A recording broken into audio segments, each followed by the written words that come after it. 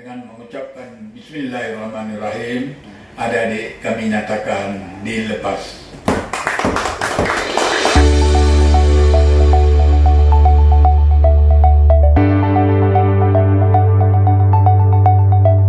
Mental juara itu harus diperlihatkan, ya, jangan sampai karena adik-adik itu melawan diri sendiri.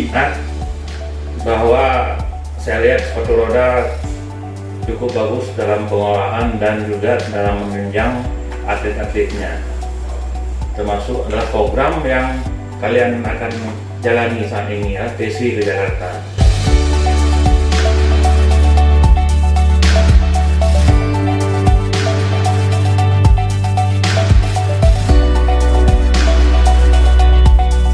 Jadi kita sudah kerjasama dengan Pemprov DKI untuk bisa bertanding dan memanfaatkan sirkuit mereka, sehingga nanti kita bisa maksimalkan pembinaan latihan bagi atlet kita.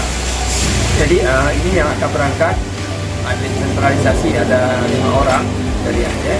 Kemudian juga nanti akan bergabung 2 atlet kita yang desentralisasi yang saat ini sudah ada di Jakarta. Salam olahraga, jaya, sepatu roda Aceh.